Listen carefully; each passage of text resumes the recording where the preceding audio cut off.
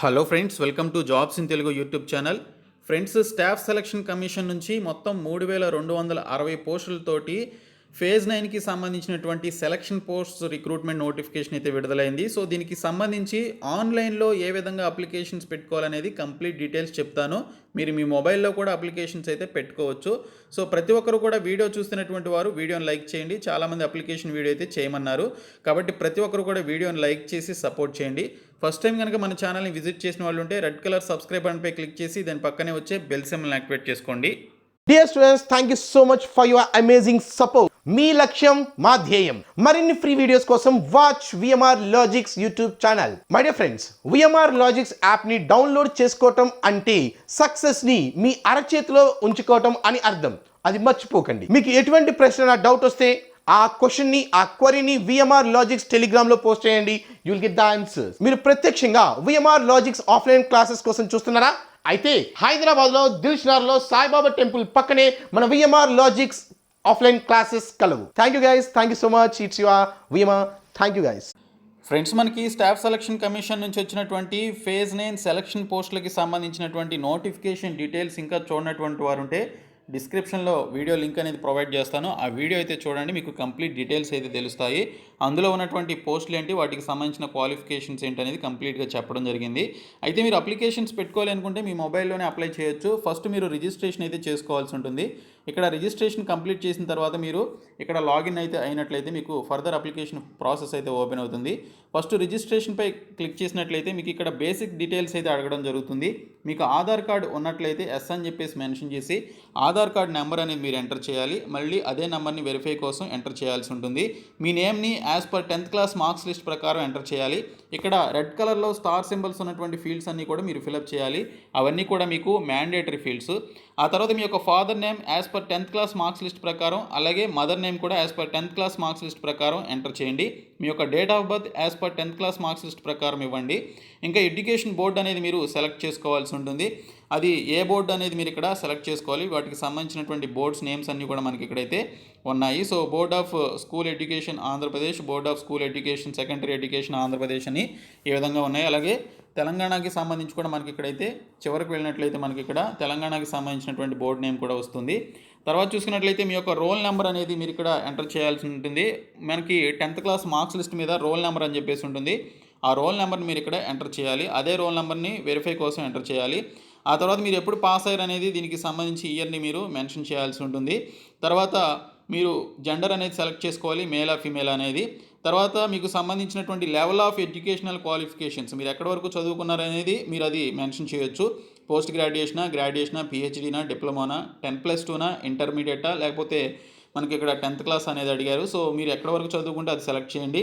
ఆ తర్వాత మీ యొక్క మొబైల్ నెంబర్ ఇవ్వండి. ఆ తర్వాత మీ యొక్క ఈమెయిల్ ఐడి అనేది కరెక్ట్గా ఇవ్వండి. మొబైల్ నెంబర్, ఈమెయిల్ ఐడి కరెక్ట్గా ఇచ్చినట్లయితే మీరు ఇక్కడ సేవ్ అనేటువంటి ఆప్షన్పై క్లిక్ చేసినప్పుడు మీకు సంబంధించి రిజిస్ట్రేషన్ ఐడి అలాగే దానికి సంబంధించిన పాస్వర్డ్ అనేది వస్తుంది. కాబట్టి మీరు కరెక్ట్గా ఇవ్వండి. ఆ తర్వాత ఇక్కడ చూసుకున్నట్లయితే మీరు ఇక్కడ స్టేట్ అనేది సెలెక్ట్ చేసుకోమంటున్నారు. ఆ స్టేట్ అనేది మీరు సెలెక్ట్ చేసుకోండి. మీరు ఏ స్టేట్ అయితే ఆ స్టేట్కి సంబంధించి సేవ్ అనేటువంటి ఆప్షన్పై క్లిక్ చేసిన వెంటనే మీరు ఇచ్చినటువంటి ఈమెయిల్ ఐడి అలాగే మొబైల్ నెంబర్కి రిజిస్ట్రేషన్ ఐడి, పాస్వర్డ్ వస్తుంది. వచ్చిన తర్వాత మీరు పాస్వర్డ్ని చేంజ్ చేసుకోవాల్సి ఉంటుంది. మీరు గుర్తుపెట్టుకునేటువంటి పాస్వర్డ్ని మార్చుకొని దీనికి సంబంధించి మీరు బ్యాక్కి వచ్చినట్లయితే ఇక్కడ మీకు లాగిన్కి సంబంధించినటువంటి డీటెయిల్స్ అడుగుతుంది కదా. ఈ లాగిన్కి సంబంధించినటువంటి డీటెయిల్స్లో రిజిస్ట్రేషన్ నెంబర్ అనేది మీరు ఎంటర్ చేయాలి. తర్వాత పాస్వర్డ్ అనేది మీరు మార్చుకున్న పాస్వర్డ్ ఉంటుంది కదా, అది మీరు ఎంటర్ చేయాల్సి ఉంటుంది. తర్వాత ఇక్కడ దీనికి సంబంధించి క్యాప్చా కోడ్ ఉంది కదా, సో ఈ కోడ్ని మీరు ఇక్కడ ఎంటర్ చేయాలి. ఎంటర్ చేసి లాగిన్పై క్లిక్ చేస్తే మీకు ఫర్దర్ అప్లికేషన్ ప్రాసెస్ అయితే ఓపెన్ కావడం జరుగుతుంది. సో అప్లికేషన్ ప్రాసెస్ ఏ విధంగా చేయాలనేది ఇప్పుడు చూద్దాము.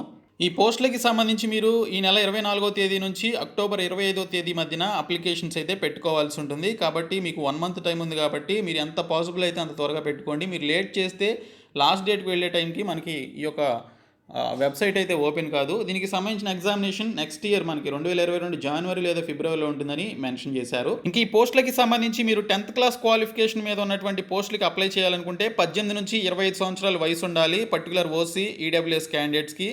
అలాగే మీరు ఇంటర్మీడియట్ క్వాలిఫికేషన్కి సంబంధించినటువంటి పోస్టులకు అప్లై చేయాలనుకుంటే 18 నుంచి 27 సంవత్సరాలు లేదా 18 నుంచి 30 సంవత్సరాల పోస్టులు కూడా ఉన్నాయి. అవేంటనేది మీరు ఇక్కడ జాగ్రత్తగా చూసుకోవాల్సి ఉంటుంది. సో చూసుకొని దీనికి సంబంధించి మీరు అప్లై చేయాల్సి ఉంటుంది. కొన్ని పోస్టులకి 20 నుంచి 25 సంవత్సరాలు ఇచ్చారు, అలాగే 21 నుంచి 27 సంవత్సరాలు ఇచ్చారు. మరికొన్ని పోస్టులకి 18 నుంచి 30 సంవత్సరాలు కూడా ఇవ్వడం జరిగింది. సో వాటికి సంబంధించి క్వాలిఫికేషన్స్ ఏంటి, వాటికి సంబంధించినటువంటి కోడ్స్ ఏంటి అనేది కూడా ఇక్కడ ఇచ్చారు. మీరు ఆ కోడ్స్ కూడా మీరు అప్లికేషన్ ఫామ్లో ఎంటర్ చేయాల్సి ఉంటుంది. అందుకే నేను మీకు చెప్తున్నాను ఇక్కడ క్లియర్గా. సో ఇక్కడ చూసుకున్నట్లయితే మనకి నోటిఫికేషన్లో మనకి క్వాలిఫికేషన్స్కి సంబంధించినటువంటి డీటెయిల్స్ ఇచ్చారు, కానీ ఈ పోస్టులకి సంబంధించి ఎక్స్పీరియన్స్ ఎంత ఉండాలి ఏంటనేది మనకైతే క్లియర్గా మెన్షన్ చేయలేదు. కానీ ఈ పోస్టులకి సంబంధించి అప్లై చేసేటప్పుడు మాత్రం ఒక చోట ఎక్స్పీరియన్స్కి సంబంధించి అడుగుతుంది. సో ఆ పోస్టులకి సంబంధించినటువంటి ఎక్స్పీరియన్స్ పెట్టాలా లేదా, అది మ్యాండేటరీ ఫీల్డా కాదనేది ఒకసారి చూద్దాము. సో ఇక్కడ చూసుకున్నట్లయితే ఫ్రెండ్స్, ఈ విధంగా అప్లికేషన్ ఫామ్ అయితే ఓపెన్ అవుతుంది. Please be very careful while filling the application form అని చెప్పేసి కూడా మీకు ఇక్కడ చూపించడం జరుగుతుంది. సో మీరు ఎప్పుడైతే లాగిన్ అవుతారో, లాగిన్ అయిన తర్వాత మీకు ఇక్కడ దీనికి సంబంధించి మీరు ఫస్ట్ రిజిస్ట్రేషన్లో ఇచ్చినటువంటి డీటెయిల్స్ అన్ని కూడా ఆటోమేటిక్గా ఫిల్ అవ్వడం జరుగుతుంది. ఈ విధంగా మీకు బ్లాక్ ఫీల్డ్స్ చూపిస్తున్నాయి కదా, బ్లాక్ కలర్లో. సో ఈ ఫీల్డ్స్ అన్ని కూడా ఆటోమేటిక్గా ఫిల్ అయినవి. మీరు ఫిల్అప్ చేయాల్సినవి ఇక్కడ ఉంటాయన్నమాట. సో ఇక్కడ చూసుకున్నట్లయితే మీరు region to which the post belong అని చెప్పేసి అడుగుతారు. అంటే మీరు నార్త్ రీజియన్కి అప్లై చేస్తున్నారా, లేదా సౌత్ రీజియన్ ఎస్ఆర్కి అప్లై చేస్తున్నారా, లేదా కేకేఆర్ రీజియనా, సెంట్రల్ రీజియనా అని చెప్పేసి అడుగుతుంది. దీనిపైన క్లిక్ చేసిన వెంటనే మీకు ఆ ఆప్షన్స్ వస్తాయి. మీరు సౌత్ రీజియన్ సెలెక్ట్ చేసుకోండి. తర్వాత మీరు ఏ పోస్ట్కి అప్లై చేస్తున్నారనేది ఆ పోస్ట్కి సంబంధించి మీరు కిందకు వెళ్ళినట్లయితే ఈ పీడిఎఫ్లోనే మీకు నోటిఫికేషన్ పీడిఎఫ్లోనే మీకు చివరిలో ఆ పోస్ట్కి సంబంధించి పక్కనే మీకు కోడ్ కూడా ఉంటుంది. ఆ కోడ్ అనేది ఖచ్చితంగా మీరు మెన్షన్ చేయాల్సి ఉంటుంది. ఓకే, సో మీరు చాలా జాగ్రత్తగా అప్లికేషన్ అయితే ఫిల్అప్ చేయాలి. మీరు కోడ్ రాంగ్గా మెన్షన్ చేసినట్లయితే మీరు ఆ పోస్ట్కి అప్లై చేసినట్లుగా ఇక్కడ అప్లికేషన్ ఫామ్ అయితే కన్సిడర్ చేయడం జరుగుతుంది. తర్వాత పోస్ట్ నేమ్ అనేది మీరు ఇక్కడ పోస్ట్ కోడ్ సెలెక్ట్ చేసిన వెంటనే ఆటోమేటిక్గా పోస్ట్ నేమ్ అనేది వస్తుంది. అలాగే ఆ పోస్ట్కి సంబంధించినటువంటి లెవెల్ ఆఫ్ పోస్ట్, అంటే అది గ్రాడ్యుయేషన్కి సంబంధించినటువంటి పోస్టా, లేకపోతే ఇంటర్మీడియట్ బేస్ మీద ఉన్నటువంటి పోస్టా, లేకపోతే 10th క్లాస్ బేస్ మీద ఉన్నటువంటి పోస్టా అనేది మనకి ఇక్కడైతే చూపించడం జరుగుతుంది. కాబట్టి మీరు చాలా జాగ్రత్తగా మీరు ఏ పోస్ట్కి, ఏ క్వాలిఫికేషన్ మీద ఏ పర్టికులర్ పోస్ట్కి అప్లై చేస్తున్నారనేది మీరు ఖచ్చితంగా మీరు మెన్షన్ చేయాల్సి ఉంటుంది.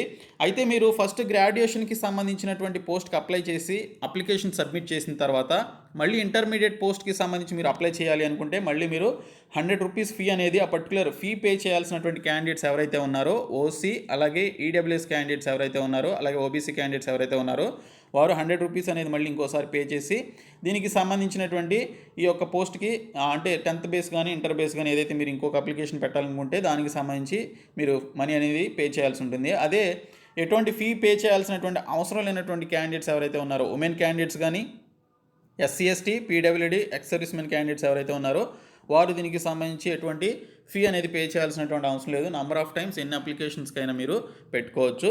తర్వాత చూసుకున్నట్లయితే ప్రిఫరెన్స్ ఆఫ్ ఎగ్జామినేషన్ సెంటర్ అని చెప్పేసి అడుగుతారు. ఇక్కడ మీరు 3 ఆప్షన్స్ అనేవి ఇవ్వాల్సి ఉంటుంది. ఓకే, సో ఫస్ట్ ప్రిఫరెన్స్ మీకు దగ్గరలో ఉన్నటువంటి ప్రిఫరెన్స్ అయితే ఇవ్వండి. ఫర్ ఎగ్జాంపుల్ ఆంధ్రప్రదేశ్ వాళ్ళు మీకు దగ్గరలో విజయవాడ ఉంటే విజయవాడ ఉండి, లేదా విశాఖపట్నం అయితే విశాఖపట్నం. సో ఏది దగ్గరలో ఉంటే అది ఇవ్వండి. తర్వాత సెకండ్ వన్ వేరే ఆప్షన్ ఉంది, థర్డ్ వన్ వేరే ఆప్షన్ ఇవ్వండి.